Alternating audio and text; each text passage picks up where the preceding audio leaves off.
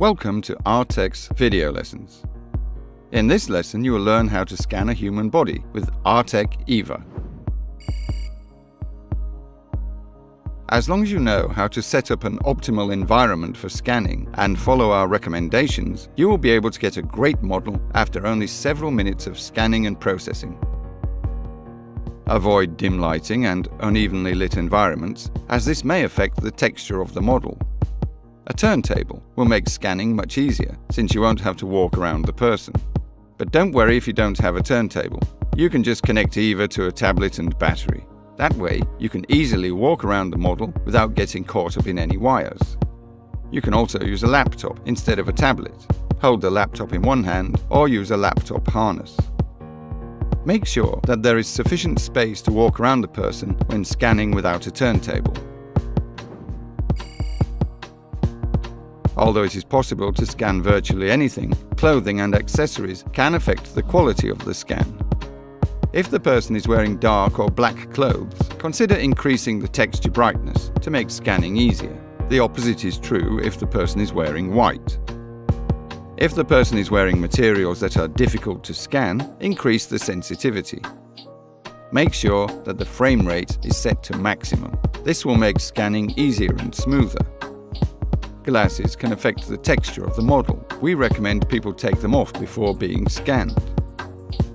Keep in mind that scanning takes several minutes and that the person who is being scanned should not move during this time.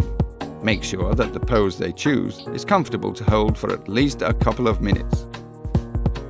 Deep breathing changes the geometry of the chest and can cause difficulties for processing. We recommend not to breathe deeply during scanning. Make sure the pose does not contain areas that are impossible for the scanner to see. Either have the arms held tight to the torso or have them far enough apart from the body that the scanner sees the area clearly. It is better to keep fingers together because keeping them motionless while spread apart is very hard, and movement may affect the results. We recommend to always start scanning from the head. In many cases, the head can even be scanned separately from the body. Keeping facial muscles motionless for a long time is very difficult, so we recommend scanning the face with one swift motion. The optimal trajectory for scanning the face quickly and effectively is as follows. Start scanning from the ear to the nose. Lower the scanner to capture the chin from below. Then raise it to scan the area above the forehead. Return the scanner to the nose level and finish scanning the face by moving it over to the second ear. Then you can scan the hair. Remember to scan from all angles and always keep the shoulders or back in the scanner's field of view. We'll talk more about scanning hair in a minute.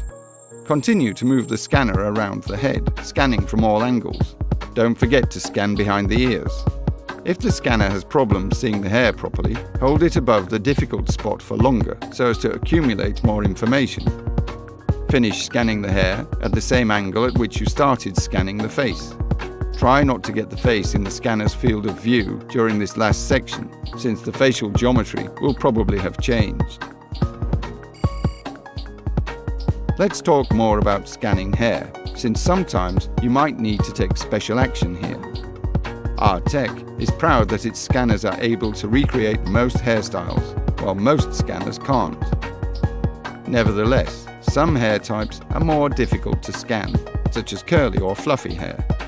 To make it easier to scan this kind of hair, try smoothing it down a little or dampening it. Since individual hairs are so fine, the scanner does not see them when set on normal mode.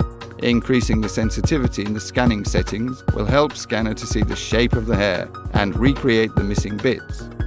It's essential to remember that to avoid losing registration during hair scanning, you should always keep an object that is easy for the scanner to see in its field of view, such as a shoulder or the person's back.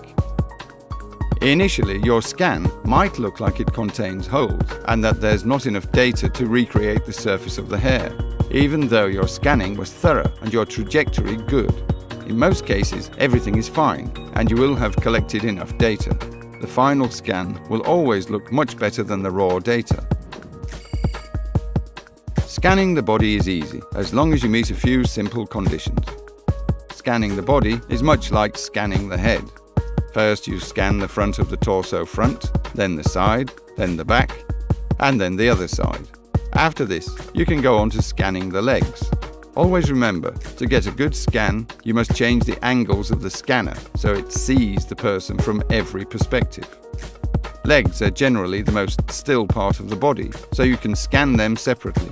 However, scanning the whole body in one scan is also an option. Don't forget to scan the inner side of each leg. When scanning the feet, remember that if the floor contains rich texture, you can use it to restore registration should you lose it. So be sure to scan the floor around the feet. Remember that the feet should also be scanned from all angles. After you finish scanning, ask the person you scanned to hold his or her pose for a minute more in case you missed an area during scanning. Open the scan you made and ensure that it does not have any holes. If there are any holes, rescan the area in question. If you'll follow these advices, after a bit of practice, scanning people will become a piece of cake.